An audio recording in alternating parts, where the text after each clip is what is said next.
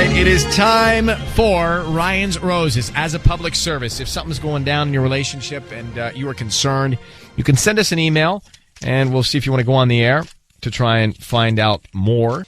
Let's read the email, and then we'll put Becca in Lakewood on the line. Dear Ryan and Sissy, my husband was at home working and got up to use the restroom. He didn't realize that his iMessages were popping up, and I was reading his incoming texts. They were completely inappropriate. So she goes, I confronted him. It got ugly, but we have 3 kids together, so I stayed with him. So this already went down in a bad way. Like, he got caught. But the 3 kids, so she stays there. She says he promised he was not going to see her anymore. So it was a full-blown affair. Okay. But now I think he's doing it again. I got a message on Instagram from a weird account. See, here's my problem already. Here's my problem already. He got away with it. And so he thinks he can get away with it again. Mm-hmm. Like, he got away with it. And so he thinks he can do it again. That's what, Patty? But aren't you allowed to forgive someone and forget? I'm just telling you what I think is happening with him. It's like, you know what they say, when the grass goes green, it's not going to turn any other color. I don't know how that connects, right? Let's get Becca. Like, he did it once, he's going to do it again. So the grass is going to turn brown? You fooled me once. All right, let's get Becca on the line. Becca, thank you for your candid email. First of all, we're sorry that you had to deal with this scenario and an affair already once. Thank you. But it sounds like for your family, you dug in and you said, right, I'll forgive you. Just don't do it again. And now you think he's doing it again. Right. That's exactly it. What was this message that triggered your concern? Well, let me tell you. So it was about 3 months ago. My husband, he was working from home, and he got up to use the bathroom, and I was just kind of like walking around having a bowl of fruit, and I just kind of sat down in the chair that he was previously sitting in. And he had left his phone on the arm of the chair. And, it started to messages started to pop up. I guess he didn't realize that, the iMessages were still on. And I was able to read all of his incoming text messages. And as you should. Mm-hmm. Right. It was things like, I've been thinking about you all day. And I know that I can't see you, but I can't wait to be together again, things like that. So I basically caught him right there, red-handed. And did he admit to cheating and all that? Yeah, he admitted to cheating. It was some girl that he met at a gas station named Sarah, and that it was supposed to be like a one-time thing, and he kind of got wrapped up, and it continued for longer, and it just got really ugly between he and I. Well, of course, okay, I don't want to get distracted by asking too many questions. Hang on for a second. Here's what we know. He's done it once. You forgave him. I'm concerned that because he got away with it, he thinks he can get away with it again. But we will call and find out who he sends the roses to next. All right, Becca is on the phone. So the quick summary here is, and if you want to listen to the roses call, we're making it now. We're about to dial now. Mm-hmm. She caught her husband cheating for the first time already. And she read messages then that were inappropriate. She caught him. She found out there was an affair going on, and she forgave him because they got kids. She did what's best for her family, and that's what she felt. And that's strong and bold. And it's great that you did that. But that trust selfless is what that was. But the trust is broken, and I'm concerned that he got away with it, and he might think he can get away with it again. Now, the woman's name, this is a trigger for us. The woman's name you gave us was Sarah. Yeah. And you think it could be Sarah again because that's who it was the last time? Yeah, like I'm not confident that he was just able just to break it clean like that, especially if he spent, so much time with her. How's he been acting with you after all this? I mean, extra, lovey, just trying to make sure that, that he's there and, reassuring, everything that he's doing, just, trying to show me that he's trustworthy. So, Becca. Yeah, he's been... I want to go. I want to get Sisney on the phone with him. So say this for us. Ryan, you have my permission to call, and then whatever his name is on Kiss FM. Okay.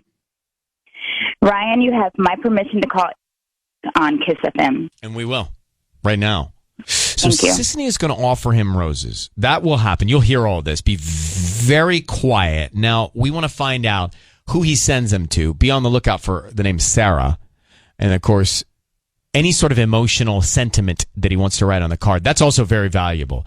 So we're going to set this up so you can hear it, but don't speak until we tell him he's on the air, okay? Sure. All right. Good luck, Becca. Thank you.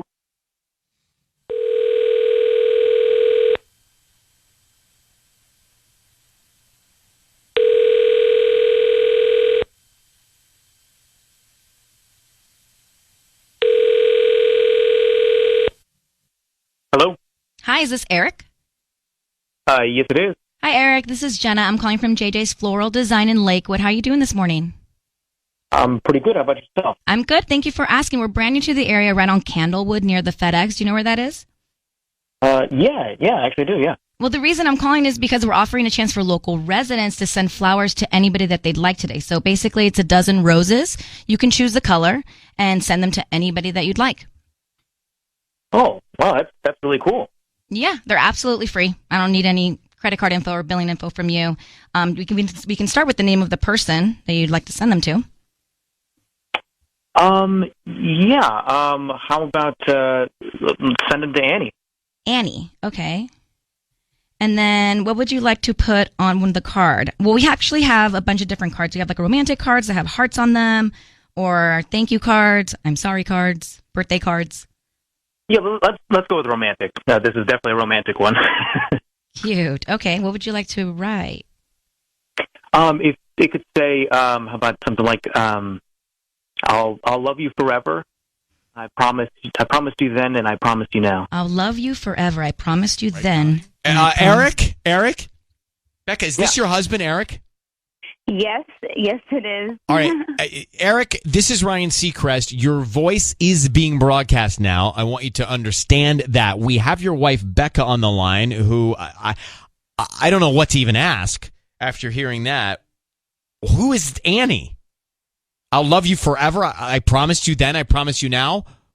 Actually, guys, Annie is my like pet name that Eric's been calling me, and my family's been calling me since like when we first met. And my family, it's a name that my family gave me, and only the closest people around me call that. It's my middle name. So he's talking about you. Yeah, he's talking about me. How do you feel? I mean, that makes me feel so relieved. I'm sorry I had to do this. Hold on, Annie, Becca, Annie. Before we do that, Eric, I'm going to tell you why we're calling you. Mm-hmm.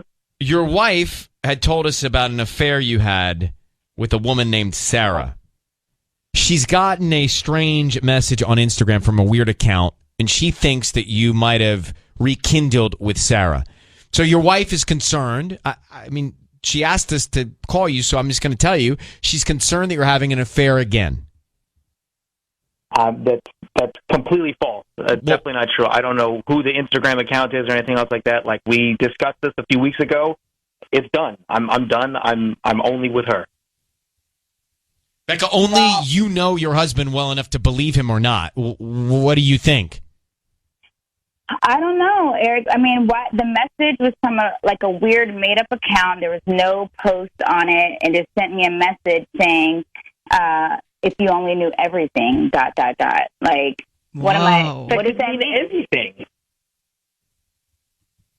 I mean, I don't know. I don't think it's a coincidence. Like, it seems, what a coincidence. Like, we're going through this toughest time of our lives, and now I get this message just when I thought we're on the right track. So, I have concerns. I have doubt. I mean, why don't you just go to Panda Express and see what the fortune cookie says? I mean, like, I don't know. Like, that's not... See? You I don't know say who that. said that. You don't say That's that unless you're being it's defensive. a little aggressive. That's aggressive and defensive. That, to me, that's the aroma of guilt. You guys. It's the aroma of guilt.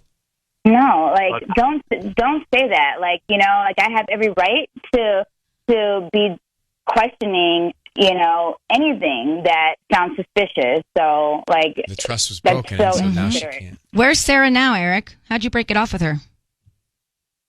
I called her and I told her that I was done with it. That's exactly what Becca and I talked about this. We talked about it. We talked and talked and talked and talked. And then I called Sarah. I told her, hey, I'm done. I can't do this. I have a wife. I have kids. I'm done. And that's what it was. That's how it ended. I'm not talking with her anymore. I haven't talked to her in weeks. And then she DMs your wife and says, if you only knew everything. Thank you. Steve, you're saying that she DM'd, that you don't know that she DM'd. I don't know who that was. I don't know what account it was. I don't know if she's on there. I don't know any of that stuff. All right, well, look. You're making an assumption that's not there.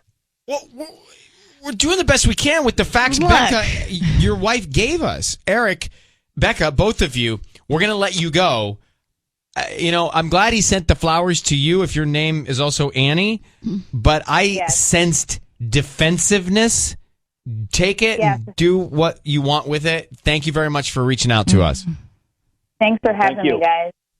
You're welcome. Bye. That's weird. He said thank you at the end. Yeah, with pleasure. Okay. Anytime. Wow. No, everything was going okay, Yep. and then he's guilty of something. Well, you guys, we just called him out of nowhere. That's called Ryan's Roses. Yes, Patty? He said something toward the end that just really pissed me off. When he was defending the other person, whoever it was, when he said, I don't know, it could have been anybody. Like, well, the fact of the matter is that your wife got a message and you should be defending your wife at this moment, at this time right now. Like, you know what I mean? Like, and it just really got me mad. And it's just like, he's blaming her now, saying like, well, you're the one that got the message. Well, this is my point, that he turned defensive. Yeah. Yeah. And I think that smells guilty. Totally. Like he got a little harsh, and he was. I think he knew it was us.